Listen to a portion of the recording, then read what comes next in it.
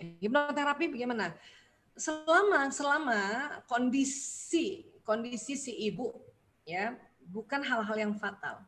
Seperti misalnya tadi placenta previa. Placenta previa itu adalah plasenta yang menutupi jalan lahir. Ada yang total, ada yang separuh. Separuh juga ada yang sedikit, ada yang besar. Nah, ini harus kita tahu persis.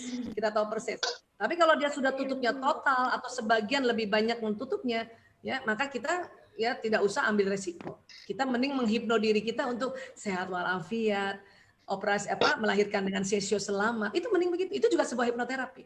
Hipnoterapi apa sih? Hipnoterapi adalah menterapi diri kita di kondisi hipnosis atau di kondisi otak yang di dalam gelombang hipnosis.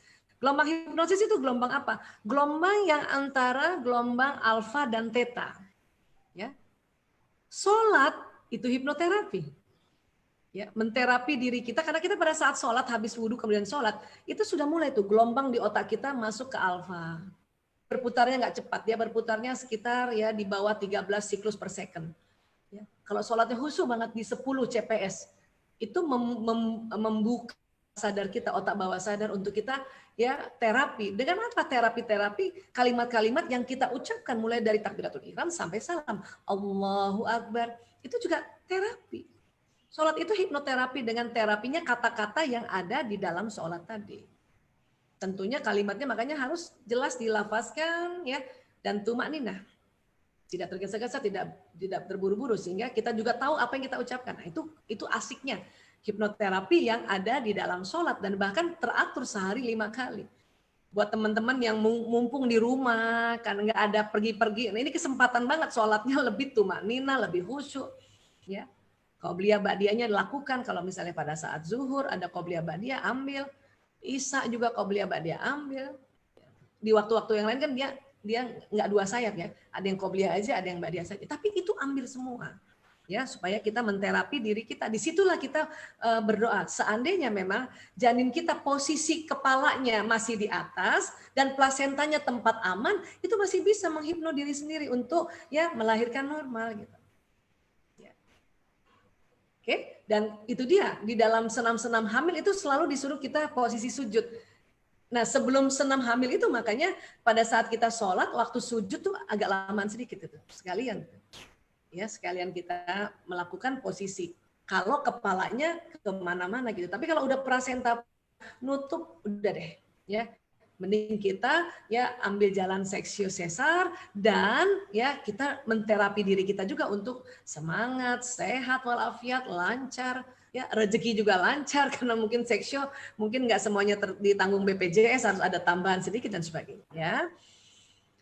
Hubungannya apa? Hubungannya itu tadi apa yang diucapkan dan jalan. Lewat mana Bu Aisyah? Lewat sistem saraf. Kita bermohon supaya kepala anak masuk di dalam panggul, kepala anak masuk di jalan, dan kepalanya sudah dibawa masuk jalan. Itu bisa terjadi karena sistem saraf yang kita ucapkan itu dia bawa pesan ya sampai ke rahim. Bu Aisyah saya udah ngucapin berapa kali? Kalau cuma 1 kali, itu cuma jalan 1 kali. Karena yang namanya hipnoterapi harus diulang-ulang. Diomongin lagi. Ya itu kaitannya. Sekarang bagaimana dengan ibu yang bipolar disorder?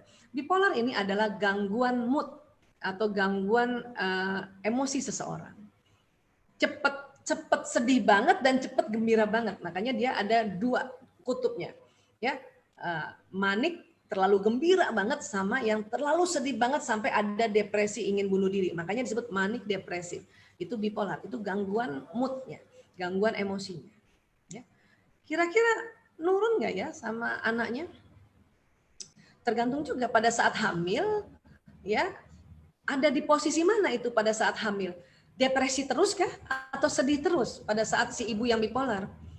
Nah kalau sedih terus itu memungkinkan ya hormon kesedihan kita juga mempengaruhi anak kita. Maka anak lahir paling tidak cepat sedih ya, atau cepat cemas gitu. Tapi bipolarnya sendiri sebagai disordernya dia nggak menurun. Tapi perasaan si ibu waktu pada saat hamil ya terjadi bipolar yang terlalu sedih, terlalu manik, terlalu depresif, itu mempengaruhi hormon-hormon di dalam rahim kita dan mempengaruhi hormon-hormon di janin ini.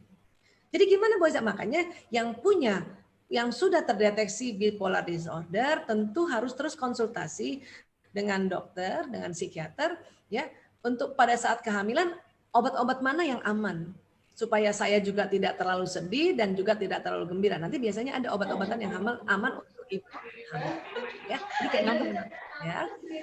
Dan lain schizophrenia ya. Kalau schizophrenia itu menurun. Gangguan kejiwaan itu menurun. Makanya ada secara genetik namanya kepribadian schizoid. Makanya kalau ada orang sakit jiwa, kita suka tanya, ada turunannya sakit jiwa juga nggak? Ada jalur keluarga dekatnya sakit jiwa nggak gitu? Nah kadang-kadang nggak tahu. Waduh nggak tahu Bu Aisyah.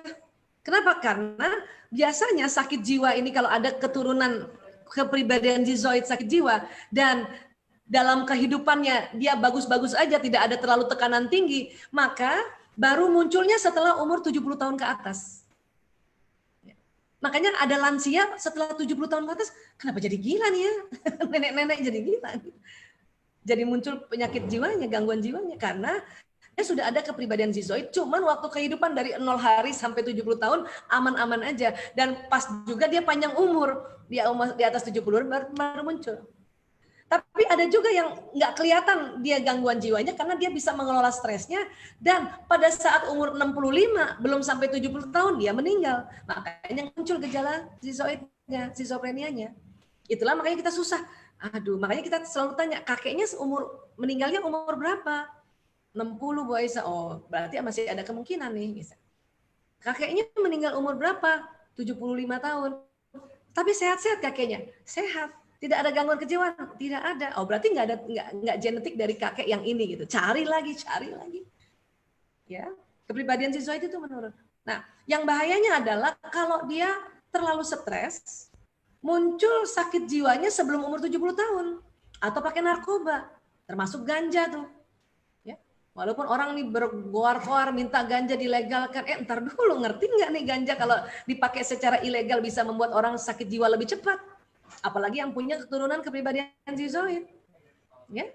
Kalau ganja sebagai obat itu sudah ada derivatnya, udah ada turunannya, nggak usah dilegal-legalin, udah ada yang ganja yang dibikin obat yang sudah diperes sehingga ketergantungannya lebih bisa diatasi kan.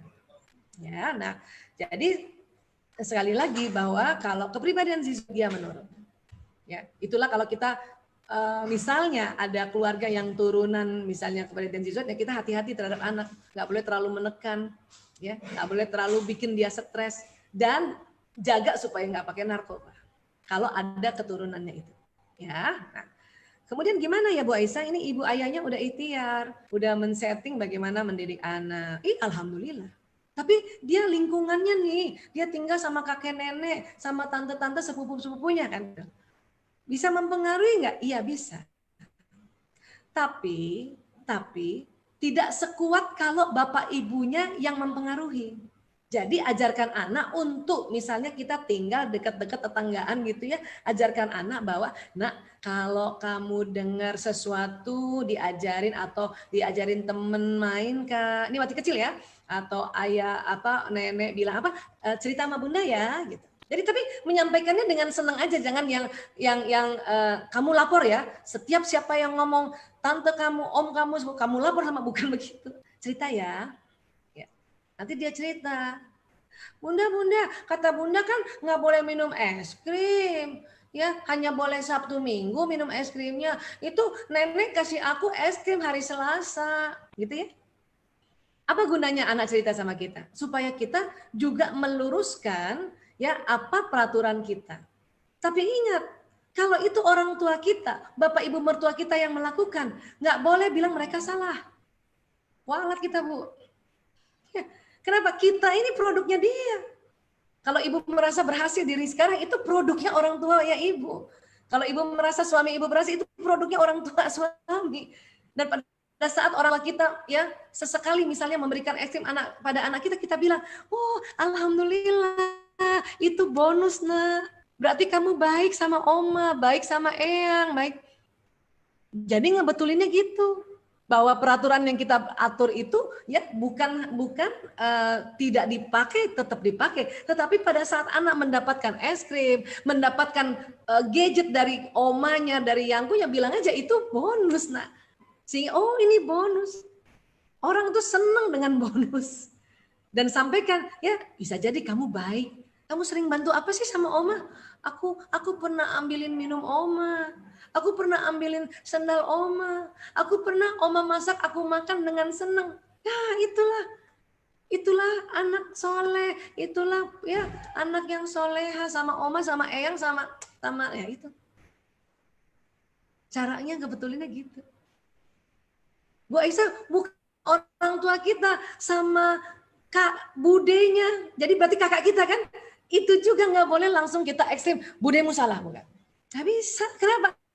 Kan dari kita juga kita harus hormati.